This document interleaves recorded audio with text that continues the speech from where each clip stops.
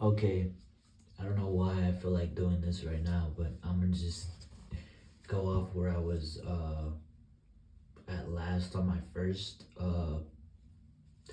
testimony, because I'm splitting them up into parts because it's kind of long, my story.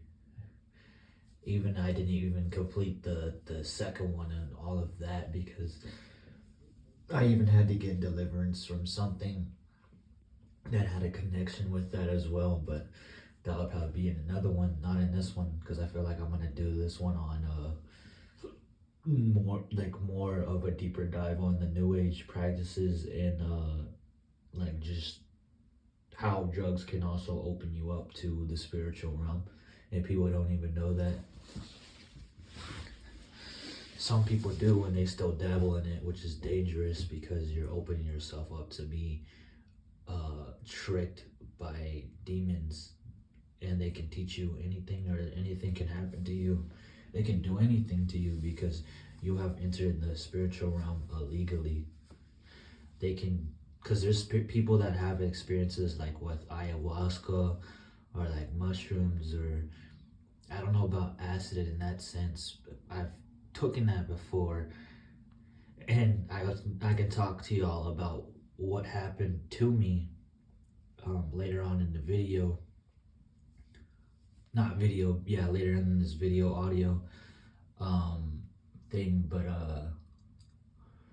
people have had where they've been raped in those experiences, and they couldn't do nothing about it. That's because you, like I said, you're entering the spiritual realm illegally, and these demons can come to you. They can speak doctrines of demons to use you as a vessel for the kingdom of Satan, or they can teach you anything. Fallen angel knowledge, demonic doctrines of demons, and have you doing just like the new age. The new age will have you doing things that you think are helping, but in actual reality you're leading people astray, leading from God, because you think you're doing a good thing, in which reality you're not. um like one of the practices I did, because I was so into like nature worship and like hugging trees and stuff like that, the hippie movement, and and that type of certain expertise, I say. I don't know, I don't even know what to say about that, but it just literally like doing that. And then I thought at the time uh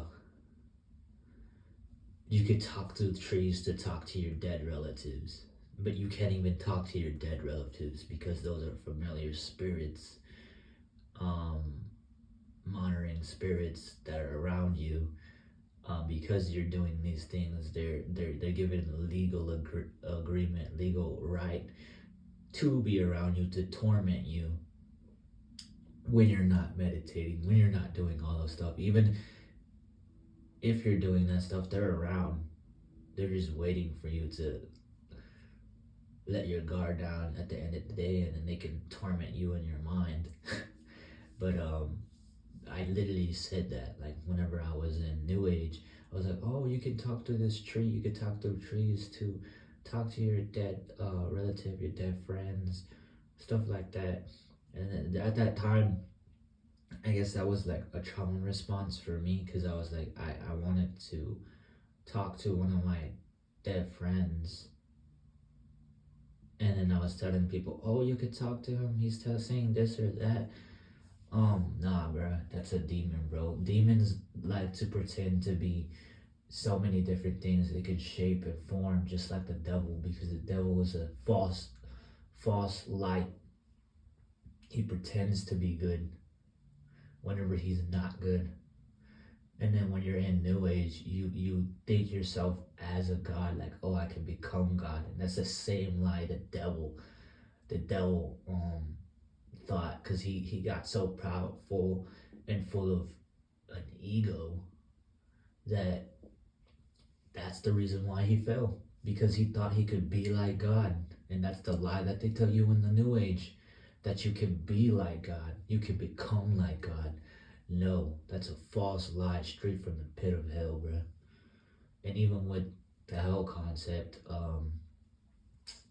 I'm getting closer with God in the sense of I'm spending time more with Him and His presence and relationship, because that's the one thing that matters. And then He gives you that discernment. So you, if anything else comes to you and tries to lie to you or try to twist scriptures, He'll be able to help you to know if that's like a lying spirit or what people are working in, whether with Him or on the dark side of the kingdom of darkness of Satan, the demonic realm.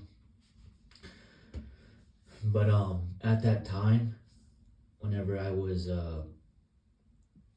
my friend had died, that's what I thought. But then I looked into it deeper afterwards. I'm like, bro, I was just doing necromancy. I was literally leading people to necromancy, and I was doing it myself, not even knowing. Cause I forgot exactly where. I should have looked that up right now. But if you look it up, it's like God is like He doesn't condone necromancy. He doesn't want you doing it, because then you're talking to demons. These demons are the ones that are around you, trying to monitor what you're doing constantly, because it's angels, demons, witches, warlocks, uh, fallen angels, Nephilim, um, the angels that are with God, the ones that are with Satan, God Himself, and Satan himself that are watching you. But Satan can't be everywhere, so he has to have these monitoring spirits to watch you, to see where your weaknesses are, so you can fall. And he'll tempt you with those things. For say, you just got out of smoking or drinking, and you're not doing it, and then you go someplace, somebody will offer you that thing for free. And that's not that's not just in the physical form.